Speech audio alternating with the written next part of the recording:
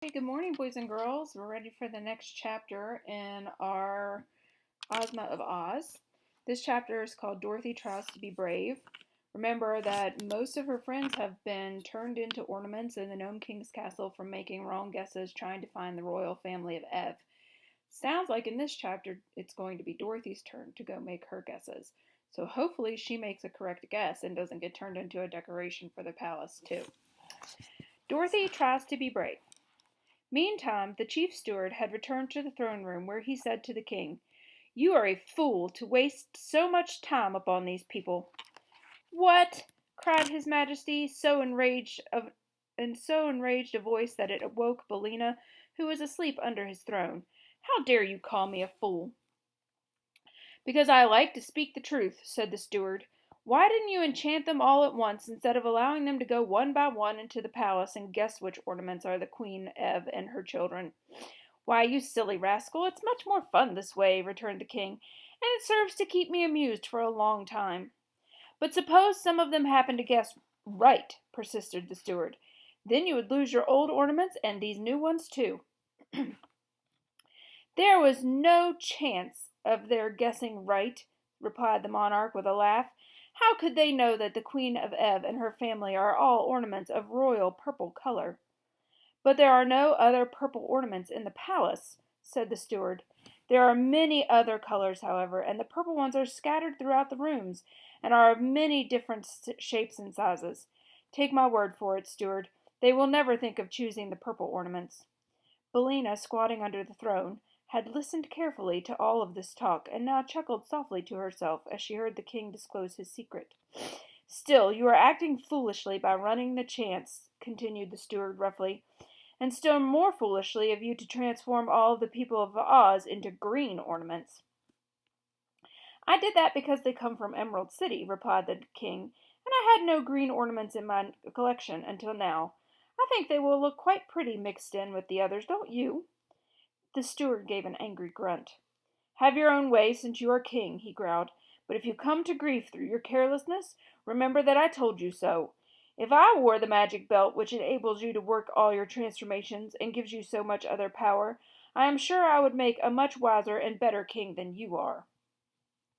"Oh, cease your tiresome chatter," commanded the king, getting angry again. "Because you are my chief steward, you have an idea you can scold me as much as you please. But the next time you become impudent, I will send you to work in the furnaces and get another gnome to fill your place. Now follow me to my chamber, for I am going to bed. And see that I am awakened early tomorrow morning. I want to enjoy the fun of transforming the rest of these people into ornaments." "What color will you make the Kansas girl?" asked the steward. "Gray, I think," said his majesty. "And the scarecrow and the machine man?" "Oh, they will be of solid gold, because they are so ugly in real life." Then the voices died away, and Billina knew the king and his steward had left the room. She fixed up some of her tail feathers that were not straight, and then tucked her head under her wing again and went to sleep.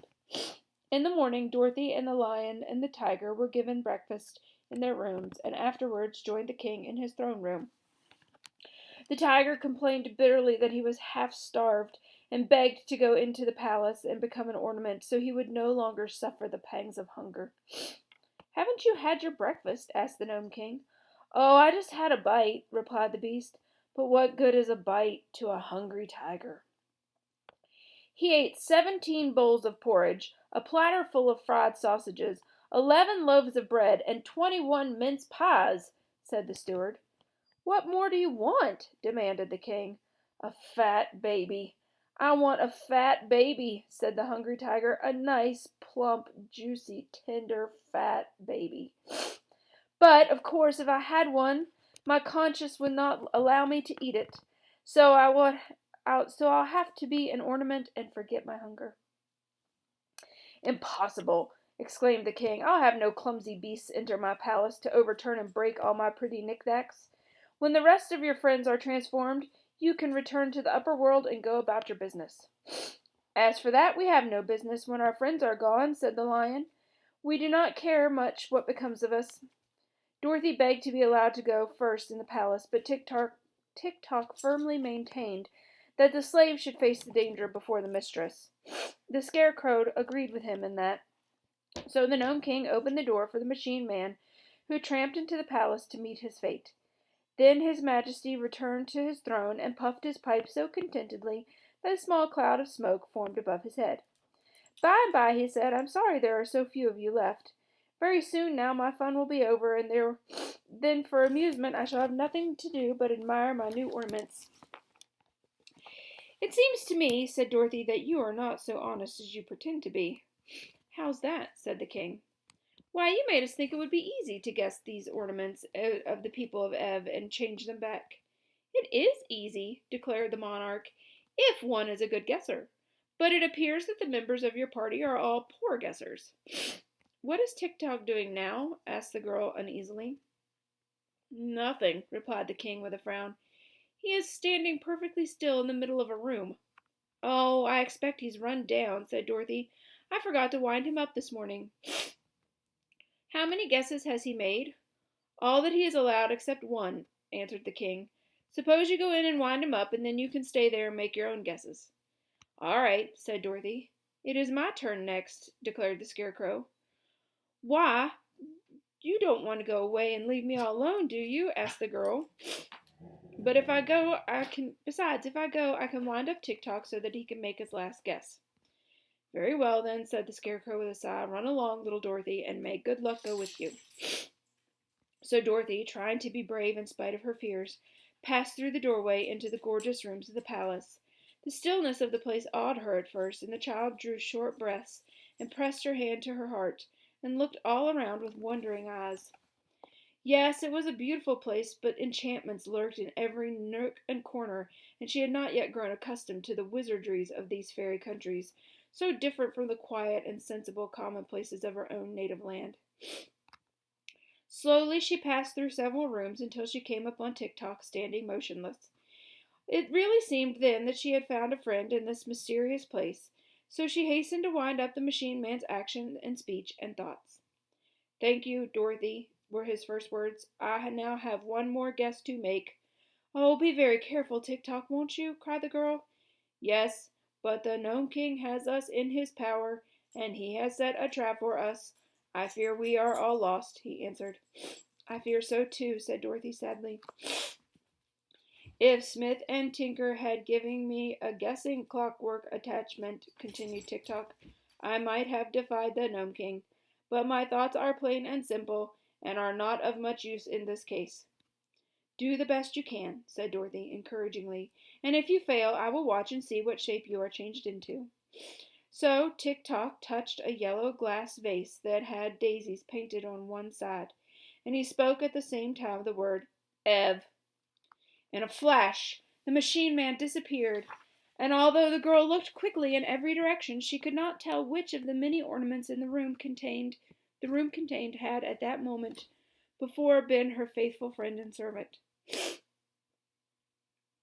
So all she could do was accept the hopeless task set before her, and make her guesses and abide by the results.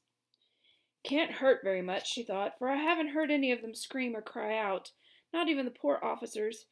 Dear me, I wonder if Uncle Henry or Aunt Em will ever know I've become an ornament in the Gnome King's palace, and must stand for ever and ever in one place and look pretty, except when I'm moved to be dusted. It isn't the way I thought I'd turn out at all, but I suppose it can't be helped." She walked through the rooms once more and examined with care all of the objects they contained. But there were so many they bewildered her, and she decided, after all, as Ozma had done, there could only be guesswork at best, and the chances were much against her guessing right.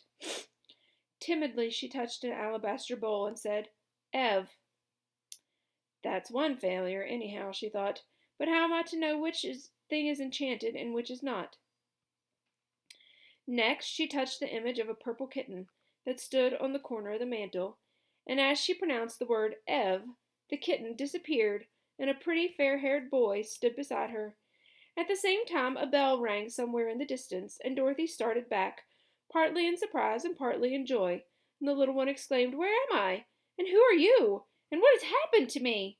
"Well, I declare," said Dorothy, "I've really done it." "Done what?" asked the boy.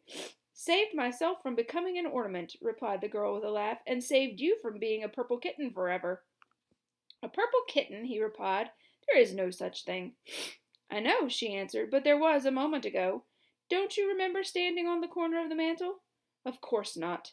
I am a prince of Ev, and my name is Evring, the little one announced proudly. My father, the king, sold my mother and all her children to the cruel ruler of the gnomes, and after that I remember nothing at all. A purple kitten can't be expected to remember, Evring, said Dorothy. But now you are yourself again, and I'm going to try to save some of your brothers and sisters. Perhaps your mother as well, so come with me. She seized the child's hand and eagerly hurried here and there, trying to decide which object to choose. The third guess was another failure, and so was the fourth and the fifth. Little Evering could not imagine what she was doing, but he trotted along beside her very willingly, for he liked the new companion he had found. Dorothy's further quest proved unsuccessful, but after her first disappointment was over, the little girl was filled with joy and thankfulness to think that, after all, she had been able to save one member of the royal family of Ev, and could restore the little prince to his sorrowing country. Now she might return to the terrible Gnome King in safety, carrying with her the prize she had won in the person of the fair-haired child.